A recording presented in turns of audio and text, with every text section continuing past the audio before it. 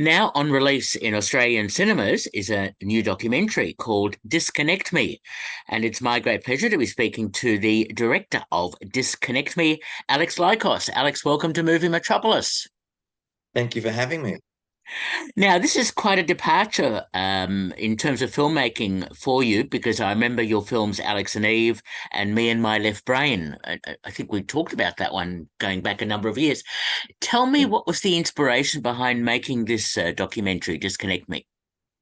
yeah, look, obviously, like most people, I was consumed by my phone.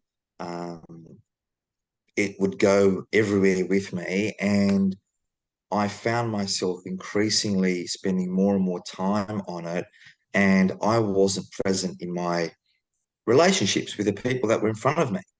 And I found myself going down that rabbit hole of, scrolling, mind-numbingly scrolling through my phone. And, then you fall into that trap of comparing. And, I've been focusing the last 2 years on trying to be grateful for what I have in my life and focusing on the good things in my life. And it felt that the social media was exacerbating some of the aspects of my life that perhaps haven't met the expectations I would have liked. So I had this kind of balance, these two opposing forces working within me. On the one hand, I'm trying to focus on the positives about life, and on the other hand, I was going on social media, and you know, that was what was being highlighted for me was some of the negatives in my life. Okay, hence And I you. needed a circuit, sorry, and I needed a circuit breaker to stop that pattern that I was falling into. And that's kind of one way that I thought I could do something novel in order to break that pattern.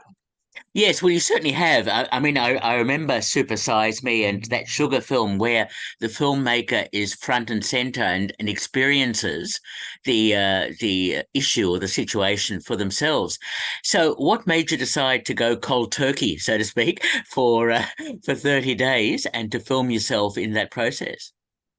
Well, at first it was something small. It was just something novel, some way to hold myself to account, and this could be a novel way I could do it.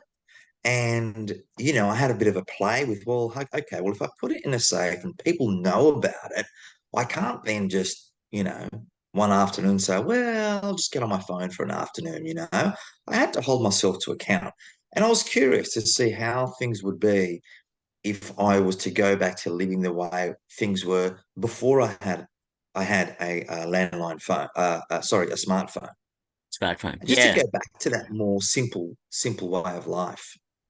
Okay, so what were the challenges that you faced in making this film? Uh, and I gather you had a team behind you that was doing the filming and doing and of course there's lots of interviews and vox pops and all that sort of thing in the film. So tell me about that process that you went through.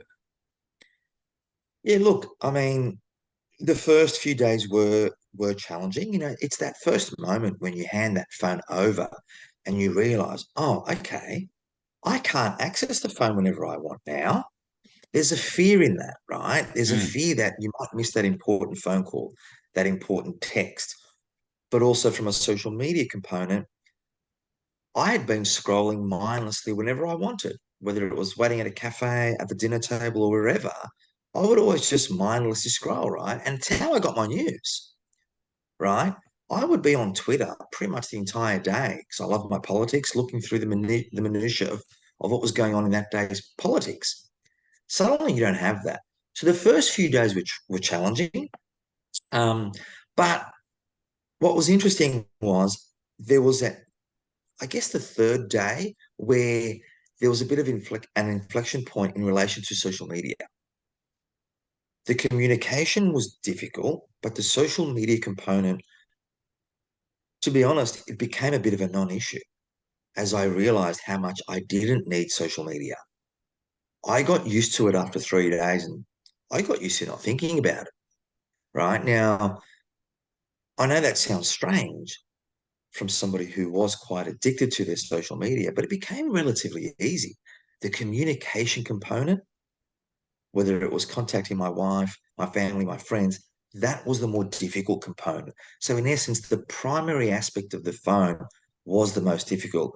Obviously, things like, banking were challenging and whatnot, but the communication is what made me feel isolated, or lack of communication. Okay. Well, your film is quite instructive in that respect because it's a really prescient issue about the connection that people have with social media, with smartphones, and young people in particular. So I suppose one of the aspects of your film is an educational function. Look, the importance of making this film for us as the film evolved was not to be finger waving, not to say phones are bad, get off your phones, because I don't think that's realistic.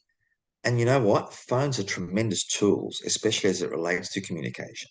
They've got wonderful apps that help, especially when it comes to mental health. Monitoring your heart rate, monitoring your insulin levels. There's so many tremendous aspects to the smartphone and all its tools. We wanted to not, I don't want to use the word educate. I'd rather use the word perhaps um, not inform, but maybe highlight the different perspectives in relation to how people go about their daily lives now with the phone and some of the possible impacts if one is not careful.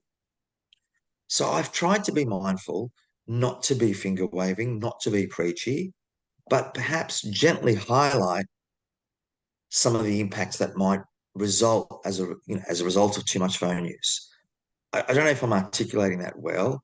Hmm. I was just, where is some not to be, get off your phone. Yeah. That was something I didn't want to do, Yeah. especially when speaking to teenagers. We want teenagers to come to this film. We don't want them to feel like they're being lectured to. We want them to feel like, hey, I can have a pragmatic discussion with my mum and dad about how I use my phone without feeling judged, without being talked down to. That was an important thing for us. Fair enough. Okay, fine. And it's interesting that later in the film you also talk about artificial intelligence. What made you decide to diversify into that sort of field as part of your film? So, pre film, I talk about my life with the technology in present format, present day. I try to recreate, in some sense, my life pre smartphone, what that life was like, how things existed in that space. So I thought it was important with I mean, the speed at which technology is being developed. I thought it was important to perhaps discuss and speculate what the future might look like as it relates to technology. If in 25 years, well, 2007, what's that?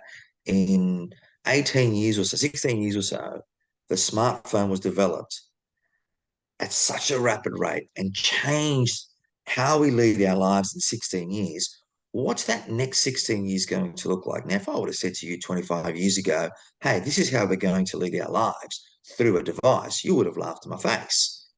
You're off the fairies, you're watching Terminator too much, right? But now we are at this, I guess, inflection point. What will it look like? So I thought it was important to say, well, hey, I'm trying to live a little in the past. This is what I like. This is what I'm like living in the present. What would it be like living in the future with all of this technology and the speed at which it's developing? And some of those revelations were quite scary. Yeah, I understand. It's interesting that there are various people in your film, including your sleep doctor and various other people, psychologists, etc., from universities who talk about impacts of smartphone, social media, etc. How easy was it gathering them together to talk on camera and to be part of your film? Look, it was a long process. It was, we got different experts at different times throughout the process, even through the editing process. We had no plans on getting somebody like Professor Toby Walsh to talk about AI, who's an expert. Danielle Einstein, tremendous insights into the psychological impacts of too much smartphone use.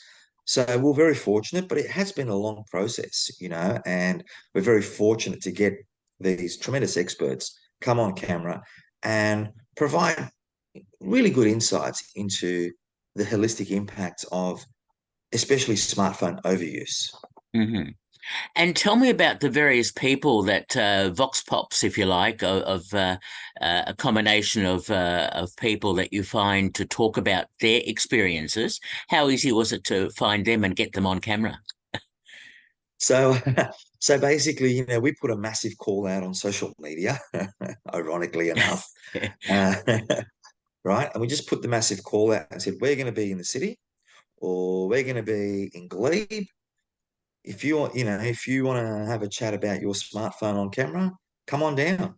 And, we got a variety of people from a variety of different backgrounds that come down and have a chat with us. And off we went, right? And what I wanted to do with this film was keep it at the everyday level. Like this is a film that looks at everyone's relationship with their smartphone, nothing too extreme, just your everyday person, how they navigate their life with their smartphone. I wanted to get those insights to get a better understanding. Hey, am I similar? Am I different? You got teenagers that are saying that they spend 12 hours on their phone. I was at around 5 or 6. You got a 10-year-old who's up till 2:30 in the morning on his phone. These are people, everyday people, just going about their lives. And I think that's what works. We weren't trying to go specifically for the absurd or the extreme. We just wanted, hey, people on the street, what's your relationship with your smartphone? But I did find it very interesting that you had a teenager in your film who doesn't use smartphones at all and professes to never wanting to use one. And I found that a really interesting outlier. I, I, we found him very late in the piece, very late in the piece. And I saw him using a clam phone, which he calls a flippy. I'm like, what are you doing with that? And, he's got that cool voice. It's my phone. You don't have a smartphone? No. Can I interview you? Right? And he's like, oh, when? I'm like, well, we're having we were interviewing a few people on this particular day. It was a Sunday. And he's like, oh, I think I've got to go to a party in the Blue Mountains on Saturday night.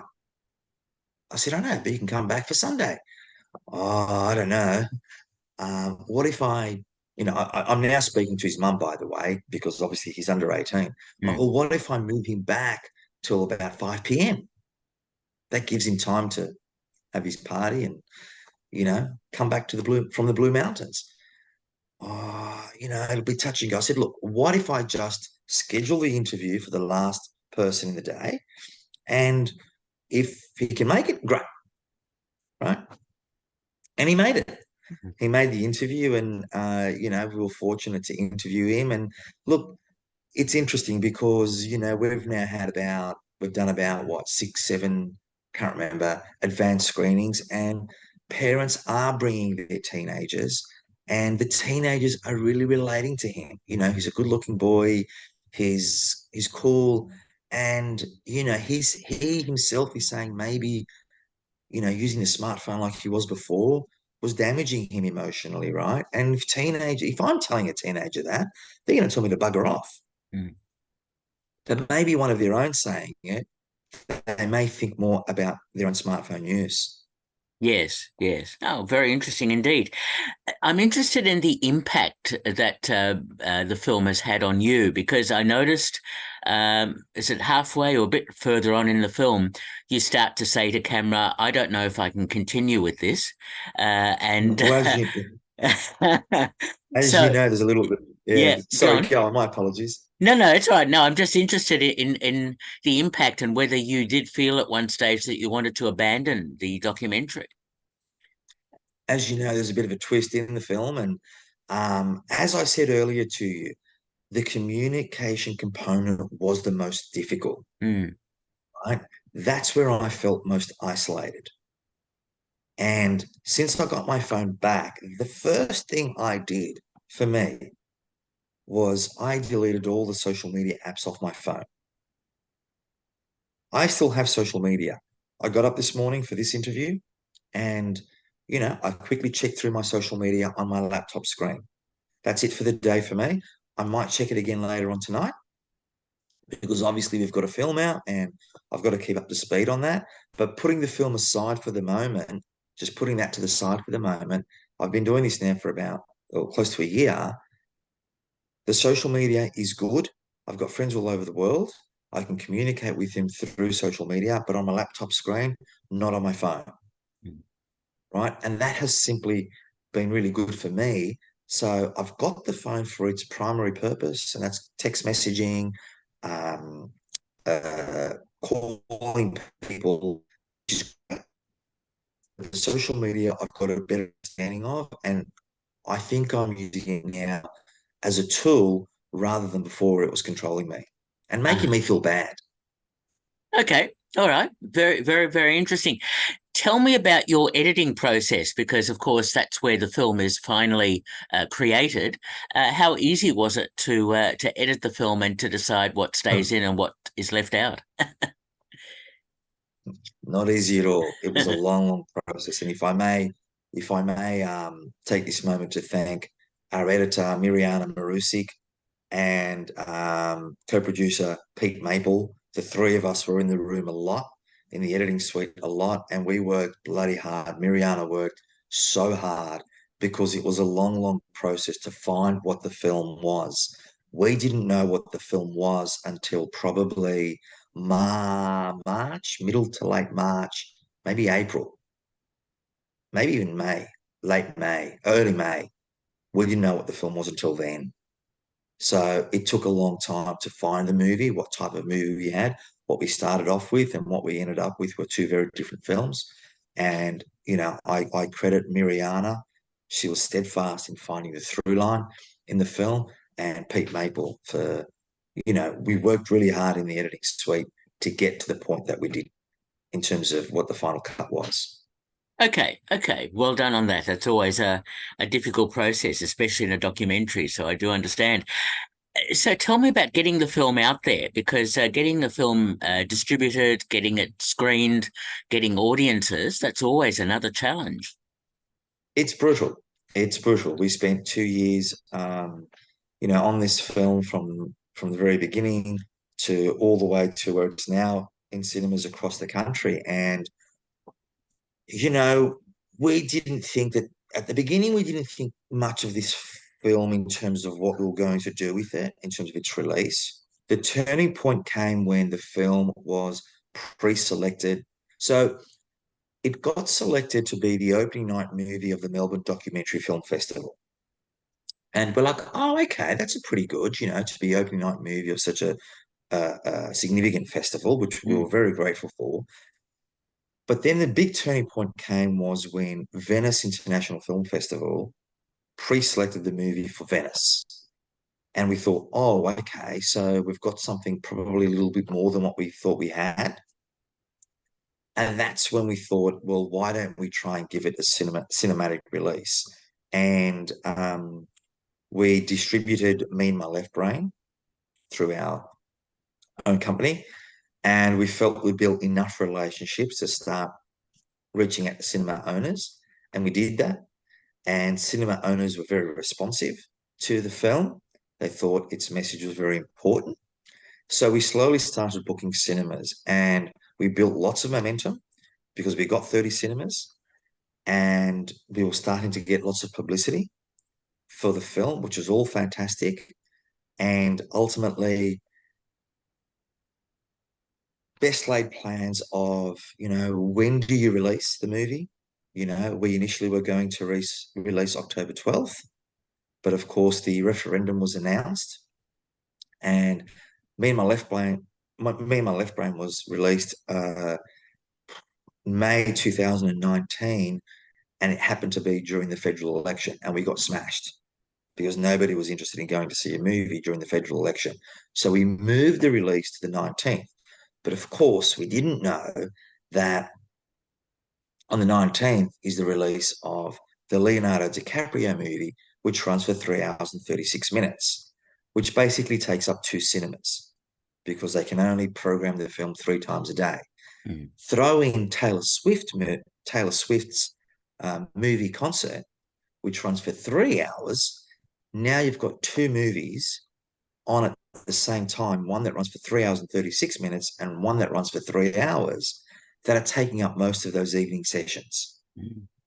which basically means we're relegated to the morning and afternoon sessions, which Yes. means how on earth do people go and watch the film when they can't watch it at night?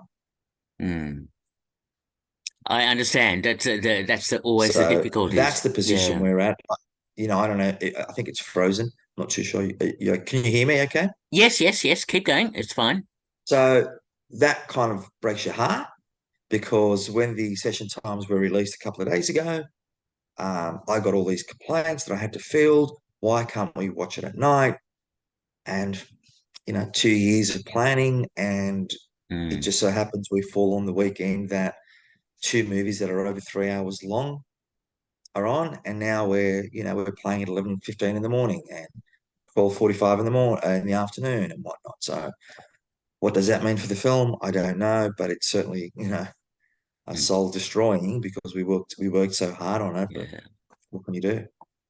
I understand it's very difficult, the cinema business. At least you've got cinemas like the Cinema Nova in Melbourne and so on that has multiple screens, so that allows better coverage sometimes. Yes, yes. Cinema Nova are terrific. We went down there on Wednesday. We loved it there. We absolutely loved it there. We got looked after really well. The vibe at the cinema was fantastic. Lygon Street, we ate outside. We had a great night there, and the crowd were fantastic. Okay, well, look, good luck with the film, Alex. And I must ask you, are you planning another film at the moment? I am. We're planning two films, and may I say, one of them may be a sequel Ah, to this.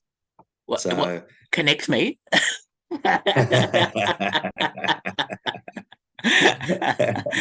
So we're still planning on it and just kind of at the early stages. But look, it seems like, especially those who have seen it, the Q&As have been fantastic. There seems to be a very strong um, emotional response to the movie. People want to talk about it, and I hope it does get out to cinemas and people do go and watch it because we want that discussion to take place. Absolutely. Look, congratulations on the film, Alex. We've been speaking to Alex So Lykos. you're frozen on my end, just to let you know. Yep, no, that's fine. I don't know if you can hear me. I can. You're okay. So I'll just finish off. Alex Lykos, director of Disconnect Me in cinemas around Australia at the Hello? moment. Alex, thanks so much for talking with me.